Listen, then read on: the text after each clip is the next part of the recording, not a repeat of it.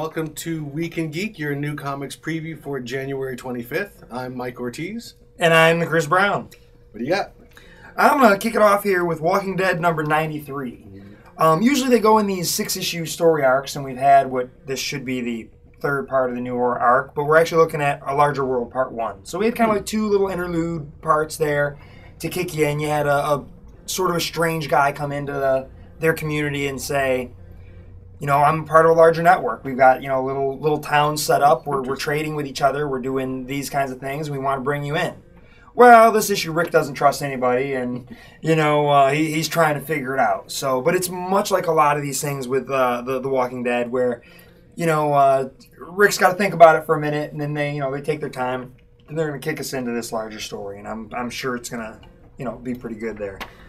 Then we've got American Vampire, number 23. This is part 2 of that 1950s tale that they were telling. I like this. Not only do I like this book's approach to the vampire mythos, and I mean, we're just downloaded with vampires right now, and everybody's, you know, getting kind of tired of vampires, but it's only the sparkly ones that we're tired of. If you could do something new in any genre, people are ready to take it on. You know, it's just the other day someone was telling me how we're almost getting to the plateau point of zombies. I'm like, I thought we were at the plateau point of zombies years ago. You know, but there are things like Walking Dead that can just stand the test of time because they're good beyond their genre. Good stuff is good stuff. Yeah, and this American Vampire is fantastic, and I like the different approaches to time. You know, it's a continuous story. Yeah, there's, you know, your core characters, but it really has fun with telling stories. That's what I like about it. Then we got Aquaman number 5. Who would have thought Aquaman would be like one of my favorite reads and getting to be a fun character? What I really like about this version of Aquaman is he's no slouch, for one. I mean, they've acknowledged the fact that everyone thinks he's a putz, right? And he's not. And the way they introduced him in Justice League, I mean, he's almost like the Batman Brave and the Bold version. Well, yes, I'm going to stand around and tell stories because I'm better than all of you, and now I'm going to make this shark eat everyone. Okay. Really, really just fun stuff. I like that approach to Aquaman. We said before, the reason Aquaman never worked before is because he wasn't Namor. And now he's not Namor, but they're kind of making him a jerk. He's Namor-ish. Which you kind of need to. Yeah. He's the king of the sea. Think how arrogant humans are that don't own anything. Yeah. If you ran the sea, come on. Then we've got issue 6 of Teenage Mutant Ninja Turtles. I still really like this book. I am an issue behind. Apparently they in the last issue, they gave us more info on Old Hob, so I'm a little behind here. But man, this book is awesome, and the variant cover, the retailer incentive cover is drawn by Rob Guillory. Oh, wow. It's nice. Very cool. It's cool. I think that's the one you used in the graphic. So. Then we've got Archie Meets the Phantom of the Park. I mean, Archie Meets Kiss, issue 629. The regular cover on this thing totally looks like it looks like my favorite episode of Scooby-Doo. And I'm not being specific because that could be all of them or any of them. They're all the same. Yeah. But does he not look like Freddy on the cover there? I mean, that's pretty fun stuff. I think this might be Archie Meets Phantom of the Park. I'm not sure. You know, I'm going to read them when they all come together. But just a neat idea. I still really like it. Now they're flying on a giant ankh. Wow. All right. Okay, then. Archie Meets Kiss. Then we've got Secret Avengers, number 21.1. We got, more Rick Remender doing Secret Avengers here. And he's got a really sort of interesting take on his characters in general. I mean, his Venom has sort of a cool spy thing going. When he was doing Punisher, you know, it had he's the one who threw in monsters. He has a really bizarre take on things. Yeah, he likes to look at it a little differently. Yeah, so I like the idea that he's taking on the Avengers.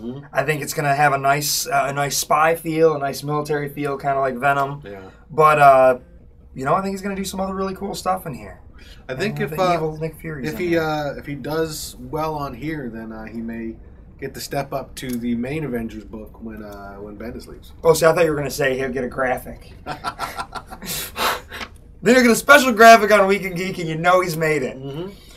Then we get, I'm just going to nail a double dose here. We've got, this is fantastic. If you were craving Hickman, get double Hickman this week. We get lots of Hickman this week, actually, but in terms of this, we got Fantastic Four 602 with, Galactus. Looks like he's invading here.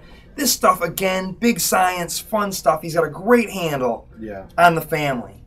You know, I really like what he's doing with the big space stuff. He brought in, you know, all the galactic stuff was doing its own thing, and they had all the annihilation, and the cosmic thing was off in its own neck of the Marvel Universe. Well, he's brought it back. Yeah. Said, we need this stuff. We need this over here. We need to bring this in. It's important to Fantastic Four, and it's been amazing. I mean, I can't say enough good things, and then brings us over to FF14, where it looks like they've got a Sentinel hand, or something weird was going on here. But again, like I said, he's got a handle on the family. Well, man, he really likes the kids. Yeah. And he does some great things with that, and now you essentially got a book with Val, kind of like, it's Val leading a team book, kind of, more or less. But you know, this is going to lead into all roads lead to Doom. Is that right? This is still following that storyline. That's just kind of neat. I like the kids not really working with, but sort of working with Doom. Yeah, cool stuff. Hickman writes smart people really well. Yes, he does. He's right at home on a book like this. Absolutely. Well, you know what I like about Hickman too is he probably very well is smarter than me, but he's having fun with it. Unlike when you watch a Charlie Kaufman movie and you're like, really, man? Like, I mean, you put me in the smart classes just to make fun of me. Like, thanks. Yeah. And I'm not dumb, but God, Charlie Kaufman makes me feel like an idiot. But Jonathan Hickman does not. Then we've got All-Star Western number 5. You know, Inside the Batcave, it says. As I've said all along, I've been enjoying Jonah Hex and Gotham. You know, I am kind of looking forward to wrapping this up, though, and getting him back into more of an Old West setting. That is where I think he's strongest. I do really like this, and I think it's a lot of fun. But I will say that while I liked the art on the first couple, it's not as tight as it was in the previous series. It's one continuous storyline is drawing more attention to me, that this particular art isn't as tight as I want it to be. But it's still a really, really good story, and I like Jonah Hex. I'm looking forward to getting him back in the Old West after we get him out of Gotham and out of the Batcave. So, now he's going to be in the Batcave some more in the next issue. But that's all right. Let's just tell the story, and then more Old West would be fun, please. Yep. What do you got there? Well, I'm going to start off with Captain America and Bucky. This is continuing the James Asmus, Ed Brubaker storyline. Okay. This is actually the kind of the lost Bucky, not the kind of evil 50s Bucky. And this is after the original Bucky. There was a brief period when the Patriot took over as Captain America. Okay. So this is one of the other Buckys in Captain America's, a story focusing on what happened after Captain America and Bucky were lost, but prior to the 50s Cap that they've covered so much. So this looks good. This is a great book. Francesco Francavilla. They have revealed that this book is changing title and direction again. It's going to turn into Captain America and Hawkeye, and basically be like Captain America's team-up book. Okay. Obviously, because these are two guys who are from the Avengers. And Hawkeye, as you may notice, now looks pretty much just like the one from the Avengers movie. Well, you know, when the actor you got playing Hawkeye in the Avengers movie has been nominated for an Oscar, they kind of move him up a little bit, you know. I got no problem with that. I'll be sad to see this direction go. I've really been liking Bucky, but obviously... Is it still going to be Brubaker? No, I believe it's Cullen Bunn, I'm thinking. Okay.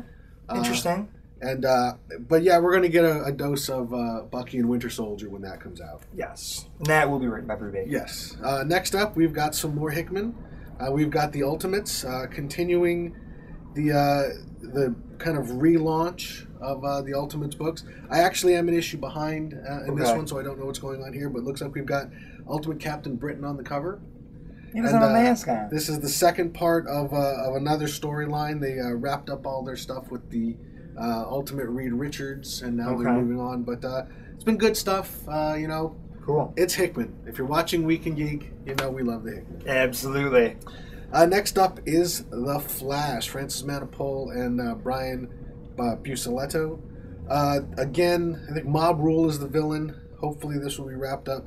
Great artwork, great storytelling. That artwork is nice. It's just, I don't really know quite where this is going. I don't think it's been a great lead story, but the story seems to be giving these guys a chance to flex some great artistic muscles. the new Captain Cold debuts next issue, so cool. I'm looking forward to that. But yeah, this looks like it's wrapping up the Mob Rule storyline that launched things here. Next up, Green Lantern New Guardians. This has been a lot of fun. Kyle Rayner and a bunch of other Lanterns, the Rainbow Lantern Corps, basically going off on adventures. Kyle is defying the will of the Guardians. I've always liked Kyle a little bit more when he wasn't part of the Corps. So yeah, we'll see what's going on with this. This is a book that I don't really know what to expect. The Green Lantern Corps book pretty much is keeping the space cop tradition alive. Green Lantern is definitely the sort of traditional superhero book. This one's trying to find its own little niche. I don't think it's gotten there yet, but I think it's got a good potential. People seem to like him better when he is kind of doing his own thing. I know everyone loved him when he was Ion, and they were bummed out when they took the Ion power from him. I think you almost have to do something different with. If you're not going to let him be Green Lantern, the lead Green Lantern, then you got to let him do something cool. Yeah. And I think they just realize he fits better when they're doing something different with him rather than towing the line with him. He doesn't have as kind of as strong a personality as Guy Gardner, so he can't quite carry just being another Lantern and let his personality show through. They have the same problem with him I think they're having with John Stewart, and that he's a little too much like the other Lanterns to really stand out. John Stewart, pretty much since Hal came back, John Stewart's been almost invisible. And he's in the comics, he's not the same John Stewart he is in the cartoons. No. They've tried to get him a little closer. Yeah. Next up is iVampire. Again, we've mentioned we've got a lot of vampires going on. This has actually been pretty solid, though. If it were not for the New 52, this seems like this would be a Vertigo book. Okay. The vampires are beginning their war on mankind, but it's really solid, great artwork. I guess there's a crossover coming up with Justice League Dark, so it is going to be a little bit more firmly embedded in the DC universe, which is great. I like that, the spooky bump in the night kind of stuff being in DC proper. So yeah, between this and Justice League Dark, that stuff doesn't need to be Vertigo. Let the creator own stuff sit Vertigo, with the Swamp Things and the Animal Mans. I like them in the DC proper. I think having a nice range of books within the superhero universe is a good idea. It's the way it always was, and now it's kind of back to that. But yeah, pretty solid book still. Joshua Hale Fialkov, Andrea Sorrentino. Great artwork. Yeah. Still a pretty engaging story. And this one, actually I mentioned this one, if you look in the corner there's a little bat symbol. Oh, all right. They're doing lots of crossing over. That's good. So, the vampires are coming to Gotham, and it looks like Batman is in here. So we get to explore some of the darker parts of the DC universe. That'll sell some more iVampire. Yeah, I think so. Next up is Superman. This has stumbled a bit out of the gate. I think once the new creative team kind of comes on, we'll see if they can sort of get things going a little bit stronger. Still, I think it's a good book if you're kind of a traditional Superman fan and you like a good classic, old-fashioned but not golden age type Superman story. I think it's been pretty good.